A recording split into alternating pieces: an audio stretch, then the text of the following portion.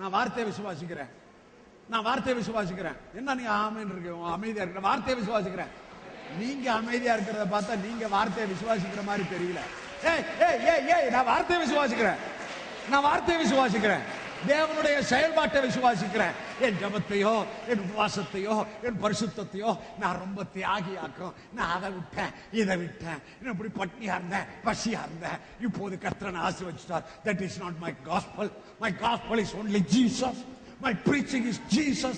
My preaching is suffering, death, burial and resurrected of Jesus Christ is my preaching, is my gospel. எத்தனை பேர் புரிஞ்சுட்டீங்க? ஹல்லேலூயா.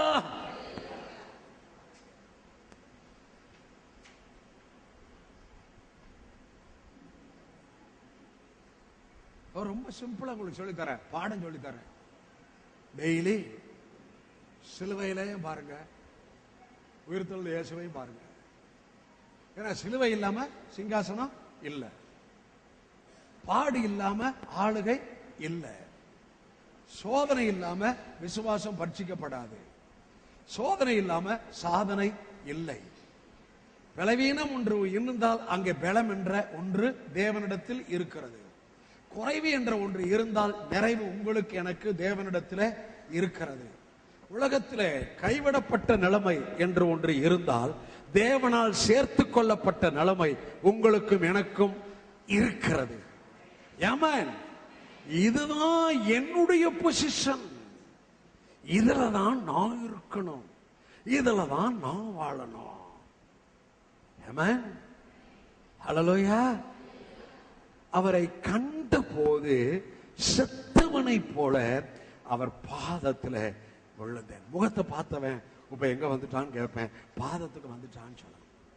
முகத்தை பார்த்தவன் இப்ப எங்க வந்துட்டான், முகத்தை பார்த்தவன் இப்ப எங்க வந்துட்டான். நம்ம ரெண்டாவது முகத்தை பார்க்கணும், ரெண்டாவது எங்க வந்துடணும், பாதத்துக்கு.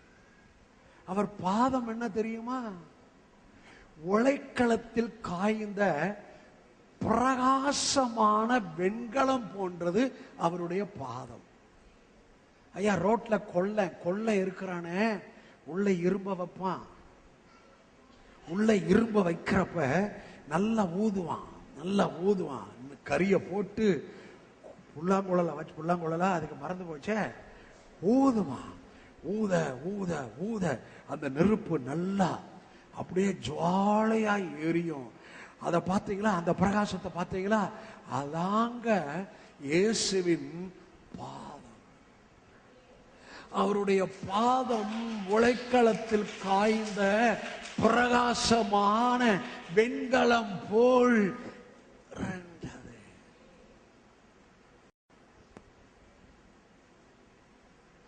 அடுத்த அதிகாரத்துல வாசிக்கிறோம், 7 பொன் குத்து விளக்குகள் மத்தியிலே உலாவுகிறது.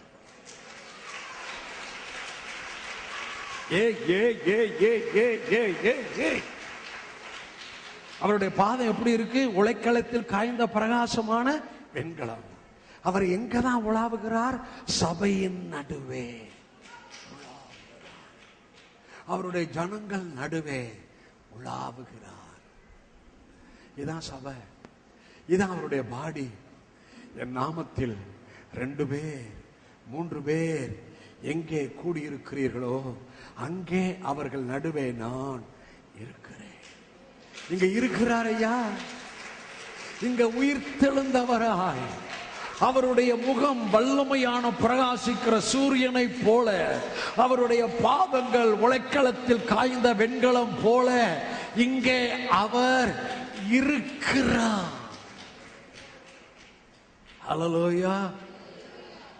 என் நாமத்தை பிரஸ்தாபம் பண்ணும் எந்த ஸ்தானத்திற்கும் நான் வந்து அவர்களை ஆசீர்வதிப்பேன். இது அவர் நாமத்தை ஆராதிக்கிற ஸ்தலம், அவர் நாமத்தை உயர்த்துகிற ஸ்தலம். ஆகவே அவருடைய வார்த்தையின்படி அவருடைய ஜனங்கள் நடுவே உலாவுகிறது மாத்திரமல்ல, அவர்கள் ஜனங்கள் நடுவே அவர் வந்து கூடியிருக்கிற ஒவ்வொருவரையும் ஆசீர்வதிக்கிறார், ஆசீர்வதிக்கிறார், ஆசீர்வதிக்கிறார். இந்த ஆராதனையில் சகோதரனே, சகோதரியே, உன்னை ஆசீர்வதிக்கிற தேவனுடைய கரம், உன்னை ஆசீர்வதிக்கிற தேவனுடைய கரம். நீ இந்த ஆலயத்துக்கு வர்றதுக்கு முன்னாலேயே, நீ வீட்டிலிருந்து வர்றதுக்கு முன்னாலேயே உன் நினைவுகளை அறிந்தவர், உன் தேவைகளை அறிந்தவர், உன் பிரச்சனைகளை அறிந்தவர். இப்போது அவைகளிலே எடைப்படும்படி இந்த நாளில் நீ என்னுடைய பிரியமான மகள், நீ என்னுடைய மகள், நீ என் சமூகத்துக்கு வந்திருக்கிற, என்னுடைய உயிர்த்தெழுதலை கொண்டாடும்படி வந்திருக்கிறாய். நான் உன்னை ஆசீர்வதிக்காம வேறு யார் உன்னை ஆசீர்வதிக்க முடியும் என்ற நிலைமையிலே தகப்பன் தன் பிள்ளையை ஆசீர்வதிக்கிறது போல கவனிங்க. தேவன் ஆதாமை ஆசீர்வதித்தது போல நீ பழுகி பெருகி பூமியை நிரப்பி கீழ்ப்படுத்தி ஆண்டு கொள்ளுங்கள் என்று சொல்லி ஆசீர்வதித்தது போல இன்று இயேசு கிறிஸ்து தம்முடைய சபையின் நடுவே கூடியிருக்கிற தனிப்பட்ட ஒவ்வொருவரையும், இங்கு இருக்கிற குழந்தைகள், பிள்ளைகள், வாலிபர்கள், புருஷர்கள், இன்று புதிதாய் வந்த ஒவ்வொருவரையும் கர்த்தர் ஆசீர்வதிக்கிறார். வருகிற நாட்கள் பழுகி பெருகி பூமியை நிரப்பி கீழ்ப்படுத்துகிற ஆசீர்வாதம் வெளிப்படுகிற நாட்கள். அல்ல கவனிங்க, நான் சொல்ற வார்த்தை ஒவ்வொன்று கவனிங்க. தேவன் ஏற்கனவே ஆசீர்வதித்து விட்டார்.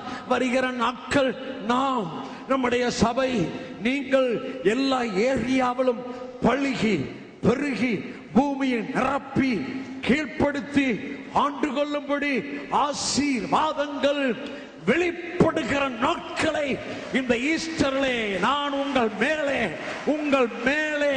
பிள்ளைகள் மேலே, என் மேலே, நம்ம சபையின் மேலே, நம்ம ஊழியத்தில் தேவன் வைத்திருக்கிற தரிசனத்தின் மேலே இந்த ஆசீர்வாதத்தை நான் ப்ரொக்ளைம் பண்ணுகிறேன். இந்த ஆசீர்வாதத்தை நான் டெக்ளரேஷன் பண்ணுகிறேன்.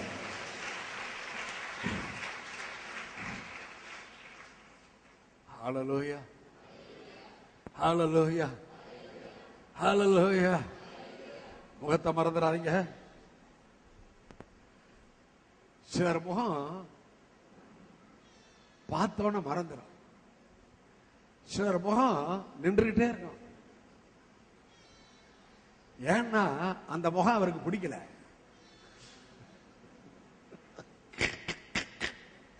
இந்த முகம் ரொம்ப பிடிச்சு போச்சு.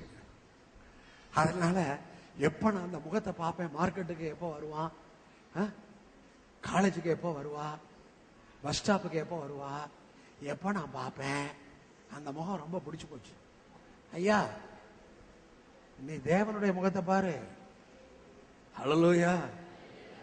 அந்த முகம், அந்த முகத்துல இருந்தா உனக்கு ஆசீர்வாதம் இருக்கு. ஆமென். ஹல்லேலூயா. அந்த முகத்தில் இருந்தா உனக்கு பிரகாசம் ஏற்கனவே கொடுக்கப்பட்டிருக்கு. அந்த பிரகாசத்தை பாதிப்பதற்கு இடம் கொடுக்காதே, அந்த பிரகாசத்துல வாழ்வதற்கு, நல்ல கவனிங்க, அந்த பிரகாசம் பாதிக்க இடம் கொடுக்காதே, அந்த பிரகாசத்திலேயே வாழ்வதற்கு அவர் முகத்தை பார்த்து பார்த்து பார்த்து, அவர் சாயலை பார்த்து பார்த்து அதற்குள்ளேயே வாழ்கிற வாழ்வை நீ கற்றுக்கொள். ஆமென். இப்ப ஆதாமுக்குள்ள யார் முகத்தை வச்சார்? தேவன் தம்முடைய முகத்தை வைத்தார், நமது சாயல். இப்ப ஆதாமுக்குள்ள பிதாவும் இருக்கிறார், இயேசுவும் இருக்கிறார், ஆவியானவர் இருக்கிறார். எதற்குள்ள வந்தாங்க? சுவாசத்துக்குள்ள வந்தாங்க. கரத்தை உயர்த்தி. சாத்தான் பார்த்தான், ஒருத்தன் கருகருத்து போய் உலகத்திலே அவனுக்கு பேரே அந்தகாரம் தான். கருப்புலையே கருப்பு, காகம் தான் கருப்பு. ஏன்னா காகத்தை போல கருப்பு என்று வேதம் சொல்லுகிறது. அப்ப போய் கருப்பை பாருங்க, அதுதான் உலகத்திலே பெரிய கருப்பு. ஆனா அந்த கருப்புக்கெல்லாம் கருப்பு ஒருத்தர் இருக்கிறான். அவன் அந்தகாரம், அவன் அந்தகாரத்தின் அதிபதி, அவன் மேல இருந்து தள்ளப்பட்டவன், அவன் கருப்பு கண்ணங்கரேர்னு, ஐயோ பார்த்தாவே வாந்தி வருது. ஹல்லேலூயா. அவன் எப்படி இருந்தான்? தேவ தூதனா இருந்தான், தேவனா இல்ல. நல்லா கவனிங்க. அவன் எப்படி இருந்தான்? தேவ தூதனாய் இருந்தான், தேவனாய் இல்லை. ஆனால் ஆதாமை தேவன் எப்படி வைத்தார்? தமது சாயலிலே, தமது ரூபத்திலே ஆதாமை வைத்தார். ஆதாம் குட்டி கடவுள். ஆனால் தள்ளப்பட்ட தேவ தூதன் தேவனாய் இல்லை, தேவ தூதனாய் இருந்தான். அவன் தள்ளப்பட்டான். அவன் தான் அந்தகாரத்தின் அதிபதி. அந்த அந்தகாரத்தின் அதிபதி தான் என்ன பண்ணான்? நைசா தோட்டத்துக்குள்ள வந்து பொய்ய சொல்லி, அந்த பொய்ய நம்ப வச்சு, ஏவாளை வஞ்சித்து, ஆதாம் விளக்கின கனியை புசித்து, தேவன் அவனுக்குள்ள வச்ச தேவ சாயலை, தேவனுடைய ரூபத்தை இழந்து போனான். ஆமென். ஹல்லேலூயா. ஹல்லேலூயா. தேவன் விடுவாரா? தேவன் துவைக்கினதை முடிப்பார். சொல்லுங்க, தேவன் துவைக்கினதை முடிப்பார். சொல்லுங்க, தேவன் துவைக்கினதை முடிப்பார். கரங்களை தட்டுங்க. தேவன் எனக்கு துவைக்கினதை முடிப்பார். தேவன் எனக்கு துவைக்கினதை முடிப்பார். எல்லாரும் சொல்லுங்க, தேவன் எனக்கு துவைக்கினதை முடிச்சிட்டார். தேவன் எனக்கு துவைக்கினதை முடிச்சிட்டார். இனிமே அது வெளிப்பட போகுது. நான் பார்க்க போறேன். அந்நிய கண்கள் அல்ல, என் கண்ணாலேயே பார்க்க போறேன். எனக்கு துணை செய்து எங்க டாடி எனக்கு தேற்றுவதை என் பகைங்கன் பார்த்து வெக்கமடைய போறான்.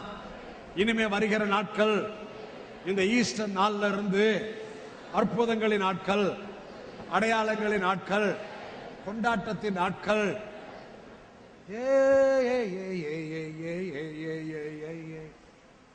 ஹலோ, ஓ தேவன் உடலுங்க.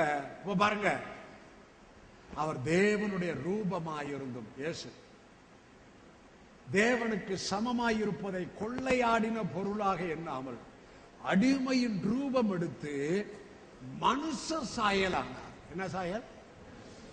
ஆதாம் என்ன சாயல்? தேவ சாயல்.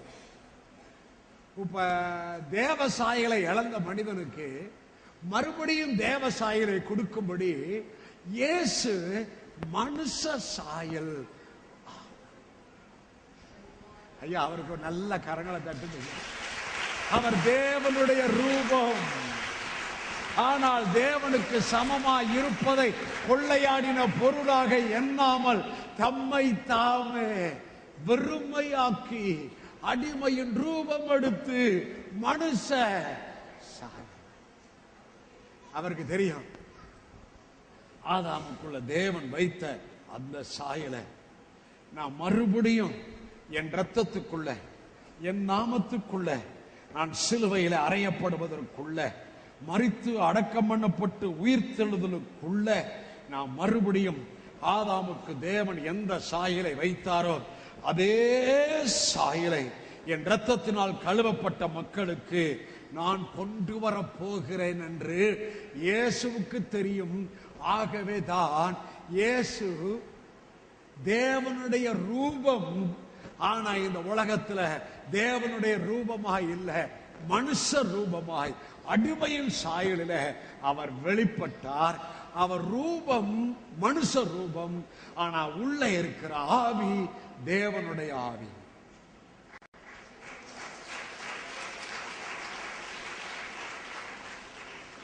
உங்க ரூபம் மனுஷ ரூபம், என் ரூபம் மனுஷ ரூபம். ஆனா உள்ள இருக்கிற ஆவி மனுஷ ஆவியா இருக்கக்கூடாது. தேவ ஆவிதான் இருக்கு, ஆனா மனுஷ ஆவி வேலை செய்யக்கூடாது. எத்தனை பேர் நான் சொன்னதை விளங்கிட்டீங்க? நல்லா பிரதர் சிஸ்டர், எத்தனை பேர் நான் சொன்னதை நல்லா விளங்கிட்டீங்க? உள்ள தேவ ஆவிதான் இருக்கு, ஆனா மனுஷ ஆவி தேவனுடைய பிள்ளைகள்கிட்ட வேலை செய்யக்கூடாது.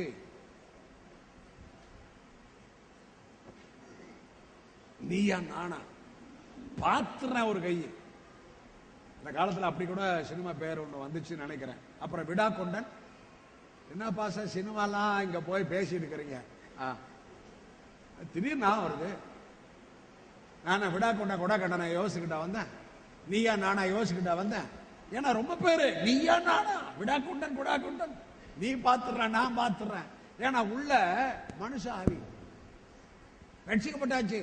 ஆனா மனுஷ ஆவி தேவ ஆவியில அவங்க செயல்படல. ஓகே, நான் நெக்ஸ்ட் போறேன். கரத்தை உயர்த்தி அல்லேலூயா சொல்வோம். ஹல்லேலூயா ஹல்லேலூயா ஹல்லேலூயா. அடிமையின் ரூபம் எடுத்து மனுஷ சாயலானார். காரணம் என்ன? நான் ஆதாமுக்குள் தேவன் வைத்த அதே சாயலை, அதே அதிகாரத்தை நான் கொண்டு வர வேண்டும். அதற்காகவே தேவன் தம்முடைய குமாரனை அனுப்பினார். ஆகவே என்னை கண்டவன் பிதாவை கண்டான். சரி, உங்களை பார்க்கிறோமா? யாரை பார்க்கணும்? உங்களை பார்க்கணுமா? பிதாவை பார்க்கணுமா? உங்களை பார்க்கணுமா? என்ன பார்க்கணுமா? இயேசுவை பார்க்கணுமா? நேற்று திடீர்னு யோசனை எனக்கே சிரிப்பு வந்துருச்சு. ஐயா, கணவன் மனைவிக்கு பிள்ளை பிறக்குது. ஒண்ணு அப்பா மாதிரி இருக்கும், இல்ல அம்மா மாதிரி இருக்கும். வேற ஏதாவது சாயல்ல வந்திருக்கா? நீங்களே சொல்லுங்களேன். இது எப்படி இருக்குன்னா, அங்க சொல்லுவா, இது அப்பா மூக்கு அம்மா கண்ணு அப்படின்னு சொல்லுவாங்க. கரெக்டா? அப்பா மூக்கு இருக்கு, அம்மா கண்ணு இருக்கு. ஏன்? அப்பாவும் அம்மாவும் ஒன்னா சேர்ந்துக்கிறாங்க. அப்பா அம்மாவை பாக்குறாரு, அம்மா அப்பாவை பாக்குறாரு. அப்பா டார்லிங் அப்படின்றாரு, அம்மா அங்கயா தோத்தரையா அப்படின்றாங்க.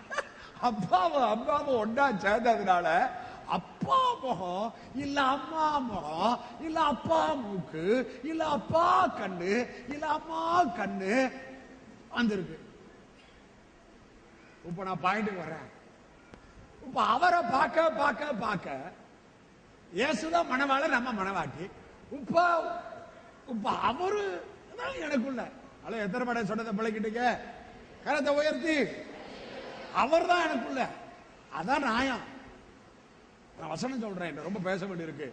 நாம் தேவனுடைய பிள்ளைகள் என்று அழைக்கப்படுவதனால் பிதாவானவர் நமக்கு பாராட்டின அன்பு எவ்வளவதென்று பாருங்கள். நாம் தேவனுடைய பிள்ளைகளாய் இருக்கிறோம். நான் தேவனுடைய பிள்ளைகளாய் சொல்லுவேன், இருக்கிறோம் சத்தம் போட்டு சொல்லணும். நாம் தேவனுடைய பிள்ளைகளாய் இனி எவ்விதமாய் இருப்போம் என்று வெளிப்படவில்லை. ஆகிலும் அவர் வெளிப்படும் போது அவர் இருக்கிற வண்ணமாய் அவரை பார்ப்பதினால், அவரை தரிசிப்பதினால் இப்ப நம்ம என்ன ஆயிரும்? அவருக்கு அப்படியே அவர் தான் நாடு, அவர் தான் நாடு. இப்ப நான் என்ன செய்யணும்? அவரை தரிசிப்பதினால், அவரை பார்ப்பதினால், அவர் முகத்தை பார்ப்பதினால். அவர் முகத்தை எங்க பார்க்கலாம்? பைபிள்ல பார்க்கலாம். பதர், நீங்க வாட்டுக்கு பாஸ்டர் சொல்லிட்டாரு, காலையில் எழுந்திரிச்சு நல்லா குளிச்சு விட்டு போய் இன்னைக்கு நான் இயேசுவின் முகத்தை பார்க்க போறேன்னு சொல்லி நீங்க வாட்டுக்கு தோத்திரம் பண்ணிக்கிறது. இயேசுவின் முகத்தை பார்க்க முடியாது. ஹலோ, நான் இயேசுவின் முகத்தை பார்த்தேன், பரலோகத்துக்கு போனேன். ரொம்ப டூப்பெல்லாம் விட்டுட்டு இருக்கிறாங்க. அந்த காலத்துல சாது செல்லப்பா சொல்லுவாரு, பரலோகத்துக்கு போய் அங்க ஒருத்தர் குளிச்சுக்கிட்டு இருந்தாராம். இவரு சொல்லுவாரு, பரலோகத்துக்கு போய் உனக்கு அழுக்கு போலையா, அங்க போய் ஐயா குளிக்கிற அப்படின்றாரு. எல்லாம் டூப் விட்டுட்டு இருக்கிறாங்க. அவங்க வீட்டுல வர்ற டிவி டேஞ்சர், பேர் தான் என்னமோ அப்படி காணப்படுது. ரெண்டுமே டேஞ்சர். பார்க்காத கேட்காத. நான் சில சமயம் ஆன் பண்ணி பார்த்து சிரிப்பேன். அடப்படுவாங்களா, இப்படி மக்களை ஏமாத்திட்டு இருக்கிறாங்களே அப்படின்னு. கரத்தை உயர்த்தி, நான் இருக்கிற அவர் இருக்கிற வண்ணமாய் நாம் அவரை தரிசிப்பதினால் அவருக்கு ஒப்பாய் இருப்போம் என்று அறிந்திருக்கிறோம். அவரை எதுல பார்ப்பேன்? இந்த வேதத்துல பார்ப்பேன். அவரை எதுல பார்ப்பேன்? இந்த வசனத்துல பார்ப்பேன். அவருடைய தாழ்மையை பார்ப்பேன், அவருடைய கீழ்ப்படிதலை பார்ப்பேன், அவருடைய அன்பை பார்ப்பேன், அவருடைய விட்டு கொடுத்தலை பார்ப்பேன், அவருடைய குணங்களை பார்ப்பேன். அதை பார்க்க அதை வாசிக்க அதை தியானிக்க நான் இப்போது அவருடைய சாயல்ல இப்போது என்னை நான் வெளிப்படுத்தாமல் இயேசுவை வெளிப்படுத்துகிறேன். நான் சொன்னாலும் அவனை வெளிப்படுத்திட்டு இருக்கிறான். பிரசங்கத்திலையும் சரி எழுத்துலையும் சரி யாராய் இருந்தாலும் தன்னை வெளிப்படுத்துகிறவர்கள் டேஞ்சர். அதெல்லாம் மக்களை டிசீவ் பண்றது. ஆனா யோவான் சுவிசேஷம் 1ஆம் அதிகாரத்துல மடியில் இருக்கிற குமாரன் பிதாவை வெளிப்படுத்தினார். மடியில் இருக்கிற குமாரன் யாரை வெளிப்படுத்தினார்? சொல்லுங்க சத்தம் போட்டு. வலது பக்கம் இடது பக்கம் பார்க்க சொல்லுங்க, நீங்க பிதாவை வெளிப்படுத்துங்கன்னு சொல்லுங்க. ஹல்லேலூயா. உங்களுக்குள்ள தேவனுடைய சாயல் இருக்குன்னு சொல்லுங்க. சூரிய வெளிச்சம் உங்கள் ஆவி ஆத்மா சரீரம் முழுது இருக்குன்னு சொல்லுங்க. இந்த ஆராதனை முடிஞ்சு நம்ம எல்லாம் போறப்ப ஒவ்வொரு ஆளும் ஒவ்வொரு சூரிய வெளிச்சம் என்ன ஆகுறது? இந்த 54 திருமல வயல் உங்க ரோட்ல போறப்பே, தெருவில் போறப்பே, எப்பா எப்பா என்ன என்ன நேத்து மாதிரி இல்ல, இவன் முகம் பயங்கரமா பிரகாசம் ஆகி போச்சு, என்ன நடந்துச்சு இல்ல, சத்தியம் அவர் முகத்தை பிரகாசிக்க பண்ணிருச்சு. வெளிச்சம் எங்க வருது? உள்ள இருந்தாயா வெளியே வருது? அகத்தின் அழகு முகத்துல தெரியும். உள்ள இருந்தா வெளிச்சம் வெளியே வருது, உள்ள இருந்தா வெளியே அழகு வருது. ஏமேன். எல்லாம் கரத்தை உயர்த்தி அருளை சொல்லுங்க. நான் டைம் கொஞ்சம் பார்த்து சீக்கிரம் ஓட வேண்டியிருக்கு. கரத்தை உயர்த்தி பிரைஸ் சொல்லலாம். ஓகே ஓகே ஓகே, நல்லா கவனிங்க. அவரை பார்த்த அந்த உயிர்த்தெழுதல பார்த்த ஒரு 2-3 பேரை ஓல்ட் டெஸ்ட்மென்ட்ல உங்களுக்கு சொல்றேன். குட் ஃப்ரைடே சர்வீஸ்ல அவருடைய சரீரத்தின் பாடுகளை தாவீது, அடுத்தபடி ஏசாயா தீர்க்க தரிசனத்தை காண்பிச்சேன். பெரிய வெள்ளி ஆராதனையில அவர் ரத்தத்தை குறித்த தீர்க்க தரிசனத்தை சகரியாவில காண்பிச்சேன்.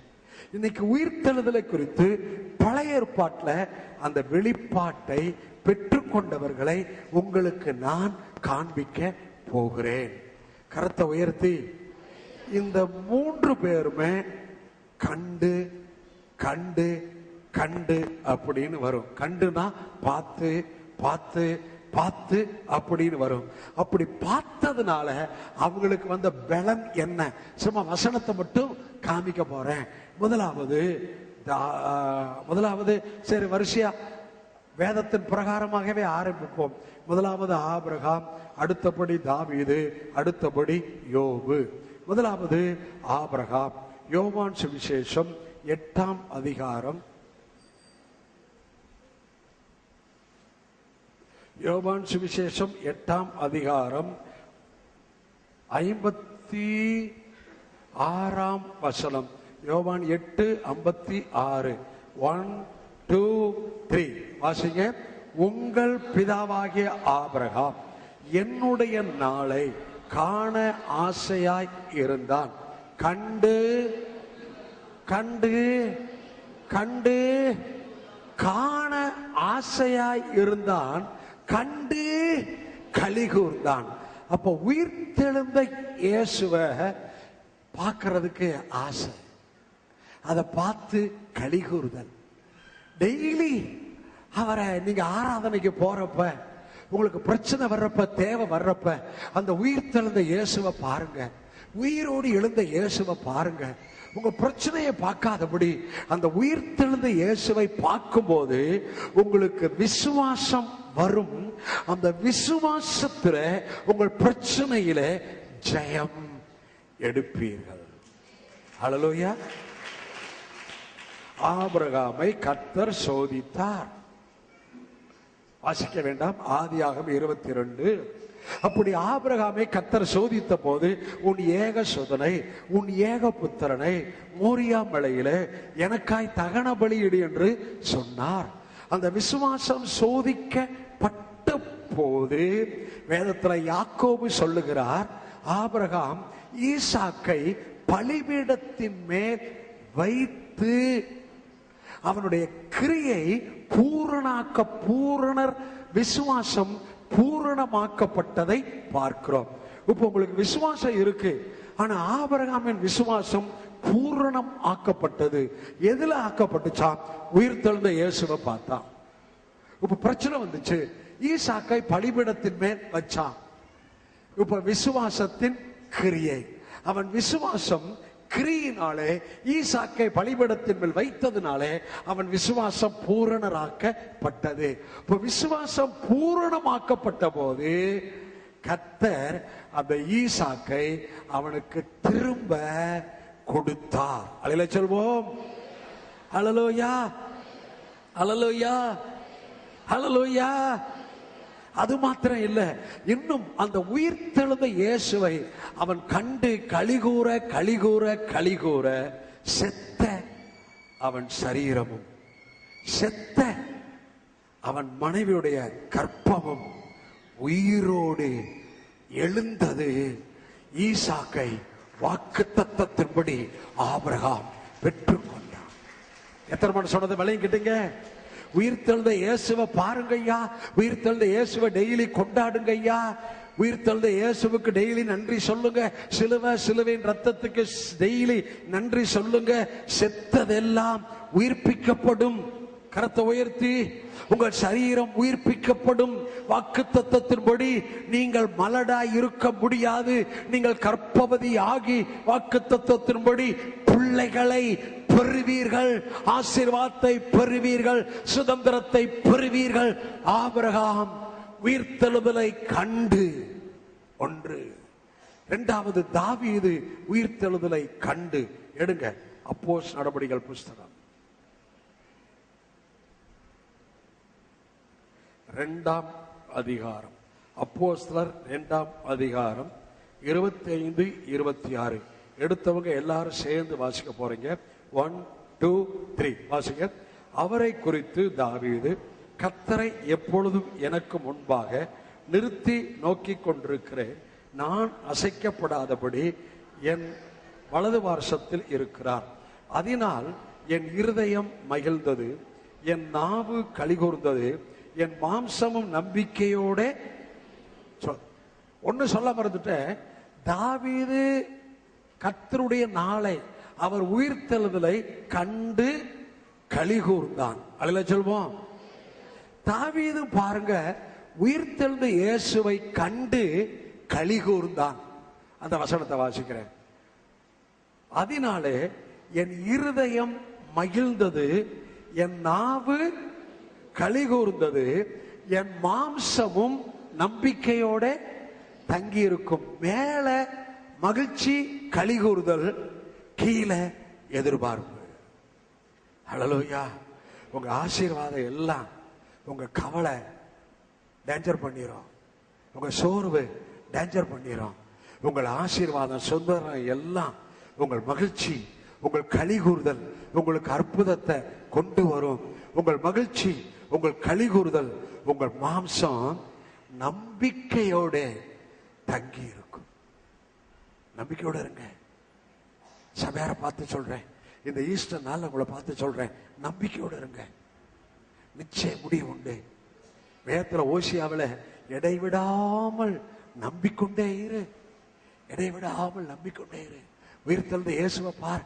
நான் நம்புறேன், நான் நம்புறேன், நான் நம்பிக்கையோட இருப்பேன். என் மாம்சம் நம்பிக்கையோட தங்கி இருக்கும். என் நம்பிக்கையை கர்த்தர் வெட்கப்படுத்த மாட்டார். நிச்சயம் முடிவு உண்டு. என் நம்பிக்கை வீண் போகாது. ஹல்லேலூயா, ஹல்லேலூயா.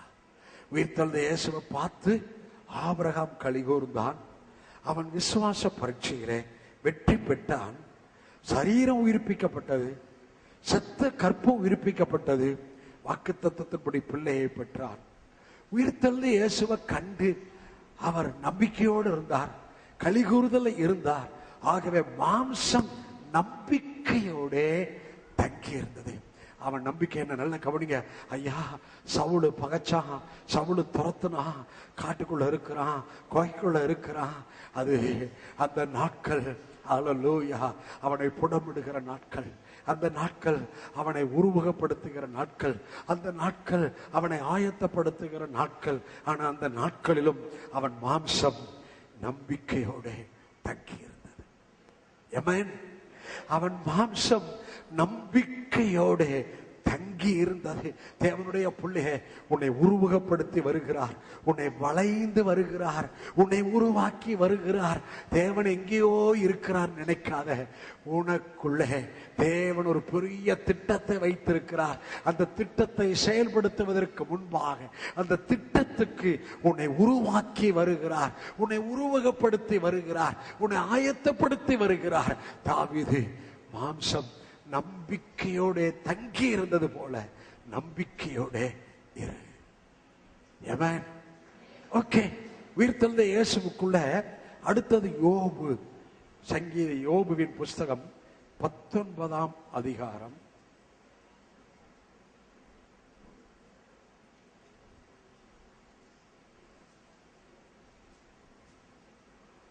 யோபு 19ஆம் அதிகாரம் 24, 25, 26, 27. 1, 2, 3 வாசிங்க. அல்லது என்றைக்கும் நிலைக்க அவைகள் கருங்கல்லிலே ஒளிவிட்டாகவும் எழுத்தாகவும் பதிந்திருந்தால் நலமாய் இருக்கும். என் மீட்பர் உயிரோடு இருக்கிறார் என்றும் அவர் கடைசி நாளில் பூமியின் மேல் நிற்பார் என்றும் நான் அறிந்திருக்கிறேன். இந்த என் தோல் முதலான அழுகி போன பின்பு நான் என் மாம்சத்திலிருந்து தேவனை பார்ப்பேன். அவரை நானே பார்ப்பேன், அந்நிய கண்கள் அல்ல, என் கண்களே அவரை காணும். இந்த வாஞ்சியால் என் உள்ளம் திரிகிற எனக்கு சோர்ந்து. நல்ல கவனிங்க, கர்த்தருடைய நாளை ஆபிரகாம் கண்டு களிகூர்ந்தான். தாவீதும் கர்த்தரை முன்பாய் நான் வைத்திருக்கிறேன் என்று அவரை கண்டு களிகூர்ந்தான். மாம்சம் நம்பிக்கையோடு இருந்தது. யோபுவும் சொல்றான், என் மீட்பர் உயிரோடு இருக்கிறார், அந்நிய கண்களில் என் கண்களால் அவரை காண்பேன். அவன் ஆவியின்படி எழுத்தின்படி இயேசுவை உயிர்த்தெழுந்தவரா அவன் பார்த்துக்கிட்டே இருக்கிறான். எதற்குள்ள பார்த்தான்? இழப்பு. ஒரே நாள்ல 3000 ஒட்டகம், 500 ஏறு மாடு, 500 கழுதைகள், 7000 மாடுகள், திரளான பணிவிடைக்காரிகள் எல்லாம் இழந்து போச்சு. ஆனாலும் அவன் உயிர்த்தெழுந்த கர்த்தரை பார்த்து நம்பிக்கையோடு